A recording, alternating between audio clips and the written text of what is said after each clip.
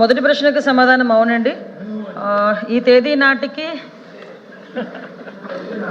మొత్తం 122 మంది విఆర్లో ఉండటం జరిగింది. అందరూ అధికారులు అంటే ఐపీఎస్, అదనపు SP, additional SP's, DSPs, CIs కలిపి అధ్యక్ష. అదేవిధంగా రాష్ట్ర పోలీస్ ప్రధాన కార్యస్థానం డిఎస్పీ మరియు అంతకంటే పై స్థాయి మరియు రేంజ్ కార్యాలయ ప్రధాన కార్యస్థానాల్లో రిపోర్ట్ చేయాల్సిందిగా ఆదేశించిన అధికారులను పోస్టింగ్ కోసం నిరీక్షిస్తున్న వారిగా పరిగణించబడింది. సదరు అధికారులకు రెగ్యులర్ పోస్టింగ్ ఇచ్చిన తర్వాత వారు నిరీక్షణలో ఉన్న కాలానికి పూర్తి జీతాన్ని చెల్లించడం జరుగుతుంది. హాజరైన విధులకు వర్తించే అన్ని భత్యాలకు వాళ్ళు అర్హులు. అదేవిధంగా అధ్యక్ష, మూడో ప్రశ్నకు సమాధానం అవునండి. ప్రతి ఉద్యోగి హాజరు నమోదు చేయడం తప్పనిసరి. డీజీపీ కార్యాలయంలో హాజరు ప్రక్రియ బయోమెట్రిక్ ధృవీకరణ ద్వారా నమోదు చేయటమైనది. డి ప్రశ్నకు సమాధానం అవునండి. నిరీక్షణ సమయంలో ఆవశ్యకత అధికారి ప్రాతిపదికపై సేవలను భద్రతా మరియు బందోబస్తు విధులకు ఉపయోగించుకోవడం అవుతుంది. భారత పోలీస్ చట్టంలోని 22వ విభాగం పోలీస్ అధికారులు అన్ని సమయాల్లోని కూడా విధుల్లో ఉన్నట్టు పరిగణించాలని మరియు రాష్ట్రంలో వారిని ఎక్కడైనా నియమించవచ్చని నిర్దేశిస్తుంది. ఐదో ప్రశ్నకు సమాధానం అవునండి. పోస్టింగ్ కోసం వేచి ఉండటం అనేది ఒక పరిపాలనా ప్రక్రియ. పోస్టింగ్ కోసం వేచి ఉన్న అధికారులకు ఒకసారి పోస్టింగ్ ఇచ్చిన తర్వాత వారి మొత్తం నిరీక్షణ కాలాన్ని క్రమబద్ధీకరించడం అవుతుంది మరియు వారికి జీతం చెల్లించబడుతుంది.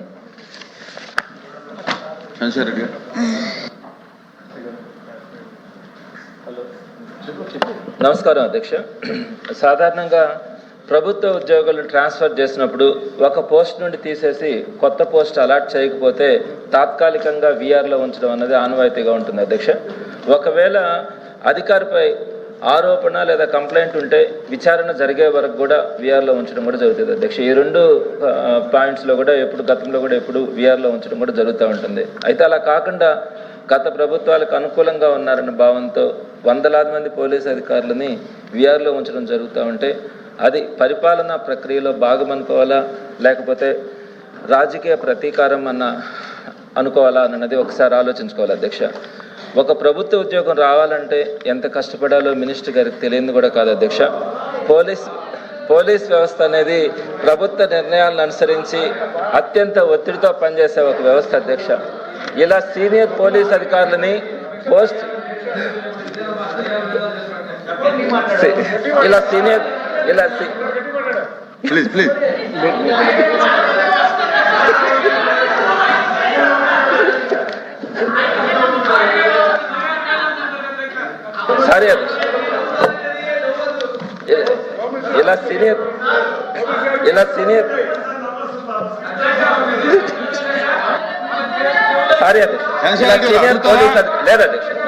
సీనియర్ పోలీస్ అధికారులని పోస్టింగ్ లేకుండా వీఆర్లో కూర్చోబెట్టడం ద్వారా ప్రజలకు మనం ఏ సందేశం ఇస్తున్నామని తెలియాలి అధ్యక్ష. ప్రస్తుతం సుమారు 122 మంది పోలీస్ అధికారులని వీఆర్లో ఉంచున్నారు అధ్యక్ష. ఇది న్యాయమాని అడుగుతా ఉన్నాను అధ్యక్ష. ఒకవేళ వీఆర్లో ఉన్న సమయంలో కూడా వారు ప్రభుత్వ ఉద్యోగులే, వారికి అన్ని హక్కులు ఉంటాయన్న విషయం కూడా ప్రభుత్వం మర్చిపోకూడదు అధ్యక్ష. కొన్ని బాధాకరమైన విషయాలు అధ్యక్ష. వెయిటింగ్ లో ఉన్న అధికారులు రాష్ట్రంలో ఎక్కడున్నా కూడా ఉదయం సాయంత్రం 2 సార్లు వాళ్ళు డీజీపీ ఆఫీస్ కానీ లేదనుకుంటే చిన్న స్థాయి అధికారులు రేంజ్ ఆఫీస్కి వచ్చి బయోమెట్రిక్ వేయాలి అధ్యక్ష. ఎక్కడ తిరుపతి, చిత్తూరు, అనంతపురం దగ్గర నుంచి కూడా అది వచ్చాను అధ్యక్ష. వారిని బందోబస్తు డ్యూటీలకు పంపించడం, రాష్ట్రంలో ఎక్కడ కార్యక్రమాలు జరిగినా అక్కడికి సెక్యూరిటీగా పంపించడం, ఇన్ని పనులు చేయించుకుంటా కూడా సుమారుగా నెలల తరబడి వారికి జీతాలు కానీ టీఏ కానీ డిఏ కానీ కనీసం ఇల్లు గడవడానికి, పిల్లలు చదివించుకోవడానికి, ఎదిగిన పిల్లల అవసరాల కోసం కనీసం వారికి అడ్వాన్సులు కూడా ఇవ్వట్లేదు అధ్యక్ష. వారు పని చేయాల్సిన బాధ్యత వాళ్ళ మీద ఉంటుంది. జీతం లేదా అలవెన్సులు మాత్రం ప్రభుత్వ బాధ్యత కాదు అని చెప్తే అది ఎంతవరకు న్యాయం అడుగుతా ఉన్నారు అధ్యక్ష. ఇది పరిపాలన చర్యలో భాగమా లేకుంటే శిక్షగా మనం పరిగణించాలా అన్నది ఒకసారి ఆలోచించుకోవాలి అధ్యక్ష. ఇప్పుడు నా సప్లిమెంటరీ ప్రశ్న అధ్యక్ష ఒకటి సి పాయింట్ కి సంబంధించి అధ్యక్ష, డీజీపీ రేంజ్ కార్యాలయంలో వీఆర్లో ఉంచిన అధికారులకి ఉదయం సాయంత్రం 2 సార్లు బయోమెట్రిక్ హాజరు ఇవ్వాలని మీరు ఆదేశాలు ఇచ్చారా? అదేవిధంగా ఈ ప్రశ్నకు సంబంధించి సప్లిమెంటరీ అధ్యక్ష, ఆఫీసర్స్ ఇన్ వెయిటింగ్ గా ఉన్న అధికారులను బందోబస్తు డ్యూటీ లేదా ఇతర విధులకు పంపించినప్పుడు వారికి టీఏ, డిఏ లేదా కనీసం అడ్వాన్స్ అమౌంట్ ఇవ్వబడుతున్నాయా? ఇవ్వకపోతే ఏ నిబంధన ప్రకారం ఇవ్వడం లేదు? అదేవిధంగా ఆఫీసర్స్ ఇన్ వెయిటింగ్ గా ఉంచిన అధికారుల జీతాలను నిలిపివేయడానికి ఏదైనా సర్వీస్ రూల్ కానీ గవర్నమెంట్ ఆర్డర్ కానీ ఉందా? వాళ్ళ జీతాలు ఆపడానికి ఏదైనా రూల్ ఉందా? అలా జీతాలను నిలిపివేయడం సర్వీస్ రూల్స్ కు విరుద్ధం కాదా? భారత రాజ్యాంగం కల్పించిన హక్కులకు విరుద్ధం కాదా అని నేను మంత్రి గారిని అడుగుతా ఉన్నాను అధ్యక్ష. ప్లీజ్ ప్లీజ్ ప్లీజ్ ప్లీజ్ మంత్రి గారు ముందు చదవలేదు సార్, కూర్చోండి సార్. లేదు సార్, కూర్చోండి. లేదు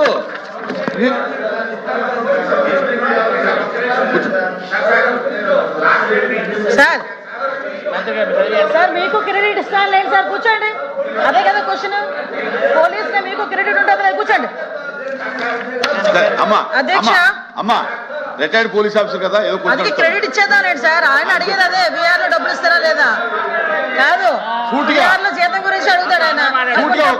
సూటిగా అడగండి, మీరు సూటిగా అడగాలి. అధ్యక్ష ధన్యవాదాలు. పోయిన సంవత్సరం మార్చి 17వ తారీఖున దీని మీదనే చర్చ జరిగింది అధ్యక్ష. గౌరవ అధ్యక్షులు వారు అదే తమరు చెప్పారు సార్, ఇది అన్యాయం కదమ్మా, వాళ్ళు ఎట్లా బతకాలమ్మా అన్నారు సార్. సార్ మీరు అన్నారు సార్, ఇది అన్యాయం అమ్మా, వాళ్ళు ఎట్లా బతకాలని మీరే చెప్పారు సార్. కరెక్ట్ సంవత్సరం అవుతుంది సార్, సంవత్సరం అవుతుంది సార్. ఇంతవరకు ఆ రోజున 127 మంది ఉన్నారు సార్, ఈ రోజు 157 మంది అయ్యారు సార్. ఇది అంత అన్యాయం సార్. సార్ రాజ్యాంగంలో సార్, రాజ్యాంగంలో పోలీసులో వెల్ ప్లీజ్ మంత్రి గారు మంత్రి గారు మంత్రి గారు మన చొక్కాల మంత్రి గారు కూర్చోండి కూర్చోండి కూర్చోండి. మంత్రి గారు ఉమేష్ గారు చెప్పండి. అధ్యక్ష, ఇప్పుడు గౌరవ సభ్యులు అంటే క్వశ్చన్ కూడా చాలా అంటే క్వశ్చన్ అడిగేటప్పుడు ఒకసారి లాస్ట్ 5 సంవత్సరాలు కూడా వాళ్ళు గవర్నమెంట్ ఎప్పుడు కూడా మీరు ఇచ్చినటువంటి అవకాశాన్ని మీరు ఉపయోగించుకోరు. ఎందుకనంటే బీఆర్ సంస్కృతి అన్నది అలాగే కూర్చోండి. మంత్రి గారు ఆయన చెప్పేది రికార్డు కావట్లేదు, మీరు చెప్పండి. కాదు సార్, మళ్ళా పెద్ద ఆయన అని చెప్పి మీరే ఇచ్చారు మైకు. ఇప్పుడు పాపం కూర్చోండి.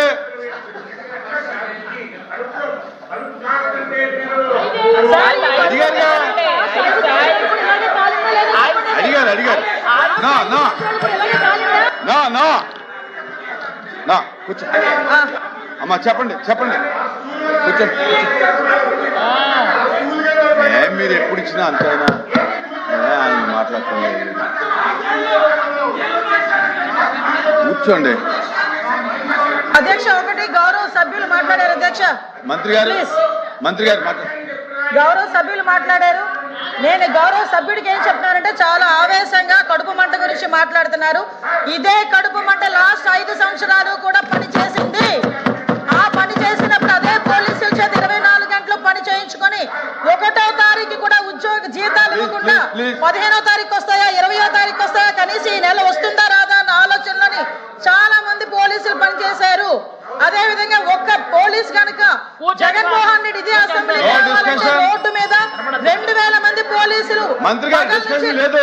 ఆయన చెప్పేదానికల్లా మీరు సమాధానం చెప్తారు. చెప్పాలి కదా సార్. ఆయన కూర్చోబెట్టండి, నేను మాట్లాడతాను సార్. కూర్చోండి. ఆయన కూర్చోబెట్టండి, ముందు కూర్చోండి. ఆయన కూర్చోబెట్టిన తర్వాత నేను మాట్లాడతా. ఏమంటే ఆయన మాట్లాడుతాను, మీరు ఆయన నేను మాట్లాడతాను సార్. నేను పెద్ద ఆయన గౌరవించమని మీరే చెప్పారు. ప్లీజ్ ఒకటే సప్లిమెంట్ కూర్చోమని చెప్పండి సార్. కూర్చోండి. మీకు పర్మిషన్ లేదు, కూర్చోండి. మీకు పర్మిషన్ లేదు, కూర్చోండి.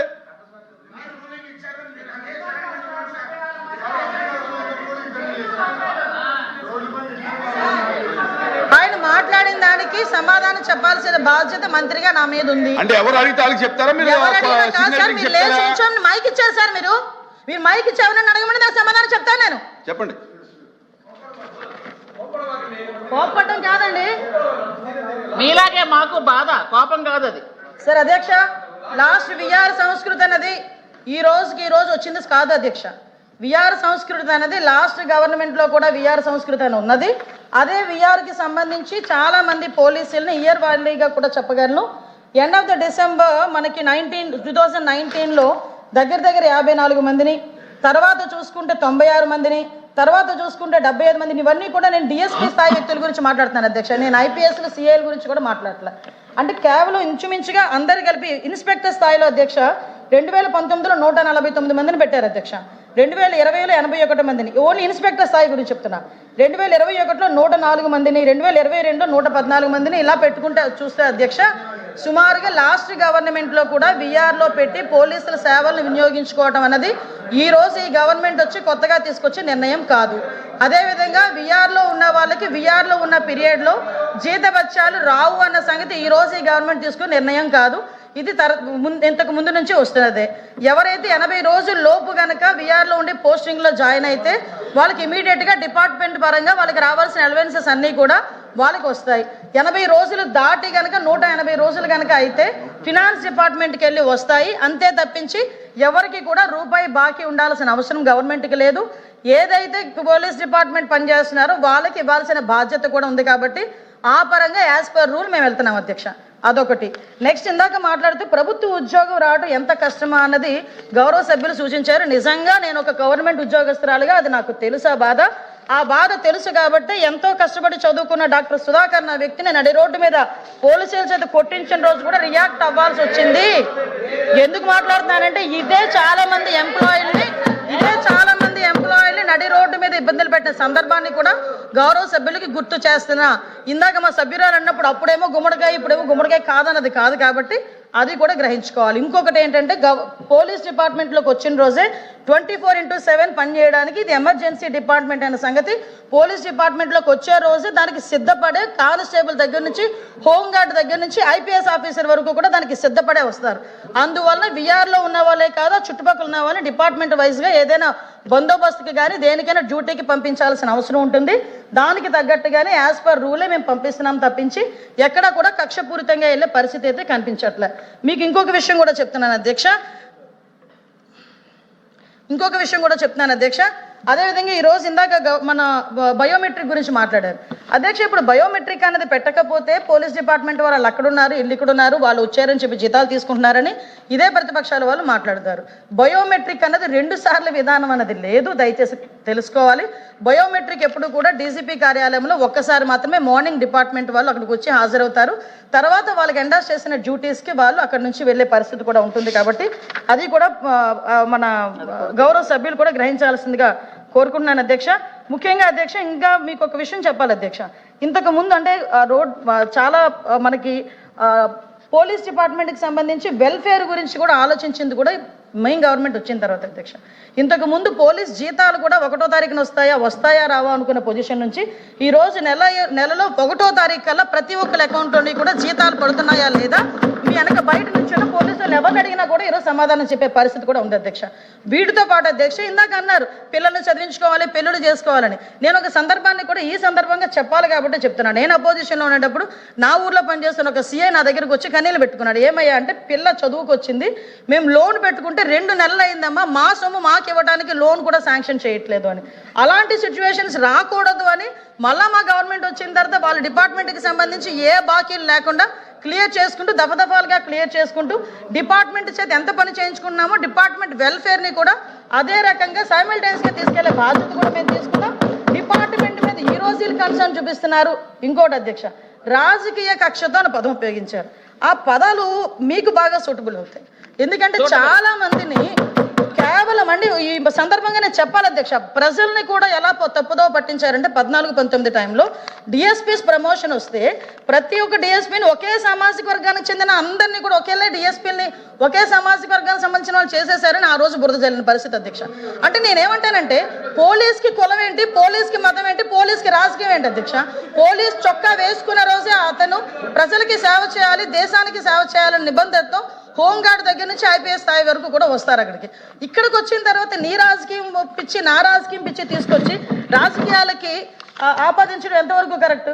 ఇంకోటి కూడా చెప్తాను అధ్యక్ష, ఒకనొక సందర్భంలో ఉద్యోగస్తులకి సంబంధించి మాకు ఇవ్వాల్సిన గ్రాట్యుటీలు కానీ వాటికి సంబంధించిన ఏదైతే బకాయిలు ఉన్నాయో ఇవ్వట్లేదని ఒక కానిస్టేబుల్ రోడ్డు మీదకి వస్తే ఆ కానిస్టేబుల్ ఉద్యోగం పోతే మళ్ళీ మెయిన్గా ఉద్యోగం తీసేస్తే మళ్ళీ మా గవర్నమెంట్ వచ్చిన తర్వాత అందుకు మళ్ళీ ఉద్యోగం ఇచ్చి ఈరోజు అతను మళ్ళీ ఉద్యోగం చేసుకుంటున్నాడు అధ్యక్ష. అది మా కమిట్మెంట్. అది మా కమిట్మెంట్. లాస్ట్ గవర్నమెంట్ లో రాజకీయ కక్షతో ఉద్యోగాలు తీసిన చాలా మంది కానిస్టేబుల్ ఫైళ్లు ఈ రోజు నా టేబుల్ మీద ఉన్నాయి. వాళ్ళందరికీ కూడా తిరిగి ఉద్యోగాలు ఇస్తున్నాం. ఇందాకే అన్నారు ప్రభుత్వ ఉద్యోగం తెచ్చుకోవడం ఎంతో కష్టమని. ఆ గవర్నమెంట్ లో వీళ్ళు కోట్లు అవినీతులు చేసుకొని వచ్చిన వాళ్ళు కూడా ఈ రోజు పోలీస్ డిపార్ట్మెంట్ లో 200కి 300కి కూడా లేనిపోని అపనిందలు వాళ్ళ మీద వేసి ఉద్యోగాలు తొలగించిన పరిస్థితి కూడా ఉంది అధ్యక్ష. దయచేసి నేను ఏమంటానంటే రాజకీయాలు ఉంటే మీరు నేను కొట్టుకుందాం, లేదంటే మీరు నేను మాట్లాడుకుందాం. అంతే తప్పించి రాజకీయాలను తీసుకొచ్చి పోలీసుల మీదకి నెట్టి పోలీసులను కూడా దానికి అనుగుణంగా మార్చే పరిస్థితిని కూడా తీసుకురాకూడదని చెప్తున్నా. ఇంకోటి కూడా అధ్యక్ష, మాట్లాడేటప్పుడు ఇందాక సర్వీస్ 6,000 భోజనాలు పెట్టాం కానిస్టేబుల్స్. ఇంకోటి కూడా అధ్యక్ష, లాస్ట్ గవర్నమెంట్ లో నోటిఫికేషన్ ఇచ్చాము అన్నారు. నోటిఫికేషన్ ఇచ్చారు ఎంతమందికి అంటే 6,000 మంది కానిస్టేబుల్ ఇచ్చేస్తున్నాం, నోటిఫికేషన్ ఇచ్చేసామని చెప్పి ఏదో అంటారు కదా, పెద్ద బాజా భజంత్రీలు కూడా చేశారు. ఆఖరికి కోర్టులో కేసు వస్తే కోర్టులో కేసు ఎలా తీసుకోవాలో కూడా తెలియదు, ఎలా దాన్ని పరిష్కరించుకోవాలో తెలియదు. దానికి 3 సంవత్సరాలు పట్టింది. మేము వచ్చిన 20 నెలల్లో 18 నెలల్లో కోర్టు కేసులని క్లియర్ చేసి రిక్రూట్మెంట్ ఇచ్చి ఈరోజు ట్రైనింగ్ ప్రోగ్రాంలకు ఇవ్వడమే కాకుండా 4,000 రూపాయలున్న స్టైఫండ్ని 12,000 రూపాయలు చేసిన ఘనత కూడా మా ఎన్డీఏ గవర్నమెంట్ అధ్యక్ష. దీనికి ఈ రోజు ఇన్ని మేము చేస్తా ఉంటే తిరిగి వీళ్ళు మాట్లాడే ప్రక్రియ ఒకటేంటంటే ఒకటి మాత్రం చెప్పాలి అధ్యక్ష, పోస్టింగ్ల గురించి వెయిట్ చేసేవాళ్ళు. అలాంటి చెప్పాలంటే నా దగ్గర ఇంత లిస్ట్ ఉంది. మీరు ఏ పోస్టింగ్ల గురించి ఎంతమందిని ఎన్ని రోజులు వెయిటింగ్ పెట్టారో లిస్టు కావాలంటే చంద్రశేఖర్ రెడ్డి గారికి స్వయంగా నేనే తీసుకెళ్ళిస్తా. మీరు ఇప్పుడు టాలీ చేసుకోండి. మేము అలాంటి పరిస్థితిలో వచ్చామని ఎవరైనా చూపించండి, మేము మాట్లాడతాం. దయచేసి నేను ఒకటే చెప్తున్నానండి, ఈరోజు పోలీసు వ్యవస్థను ప్రక్షాళన చేశాం. హోంగార్డ్ దగ్గర నుంచి ఐపీఎస్ స్థాయి వరకు ప్రతి ఒక్కరు కూడా రాజకీయాలకు అతీతంగా ప్రజలకి సేవ చేయాలి అని ఒకే ఒక ఉద్దేశంతో ఉన్నారు. ప్రజల భద్రతే మా బాధ్యత అనే రీతిలో మా పోలీస్ డిపార్ట్మెంట్ పనిచేస్తుంది. వాళ్ళకి కావలసిన ప్రతి ఏదైతే అందాలో వాళ్ళ వెల్ఫేర్ సంబంధించి కూడా ప్రభుత్వం చూసుకుంటుందని సభాపూర్వకంగా మీ అందరికీ కూడా తెలియజేసుకుంటున్నాను. క్వశ్చన్ నెంబర్ 242 సవితి గారు ప్లీజ్. ఇంకా లేదండి, కూర్చోండి. ధన్యవాదాలు అధ్యక్ష. ఒకటో ప్రశ్నకి అవునండి, ప్రభుత్వం 24-25 మరియు 25-26 ఆర్థిక సంవత్సరంలో సంక్షేమ పథకాలు అమలు చేయడం కాపు కార్పొరేషన్ బడ్జెట్లు కేటాయించబడినది. రెండో ప్రశ్న కేటాయించిన మరియు ఖర్చు చేసిన నిధుల పరిమాణం కింద వివరించిన విధంగా ఉంది. 24-25 ఆర్థిక సంవత్సరంలో కాపు సామాజిక సంక్షేమం కోసం ప్రభుత్వం 4,666.99 కోట్లు కేటాయించబడినది. అనంతరం కేటాయింపును 4,662.22 వేల కోట్లు పెంచడమైనది. అందులో మొత్తం 4,440.25 కోట్ల వ్యయంతో 9,55,144 మందికి లబ్ధిదారులు విజయవంతంగా ప్రయోజనం పొందడమైనది అధ్యక్ష. 25-26 ఆర్థిక సంవత్సరంలో కాపు సామాజిక సంక్షేమం కోసం ప్రభుత్వం 4,924.48 కోట్లు కేటాయించబడినది. ఇప్పటి వరకు కేటాయించిన వాస్తవ బడ్జెట్ 4,544.45 కోట్లు. అందులో మొత్తం 4,543.55 కోట్ల వ్యయంతో 21,36,332 మంది లబ్ధిదారులు విజయవంతంగా ప్రయోజనం చేకూర్చుంది అధ్యక్ష. ఈ ప్రశ్నకు మూడో ప్రశ్నకు ఉత్పన్నం కాదు అధ్యక్ష. Government bills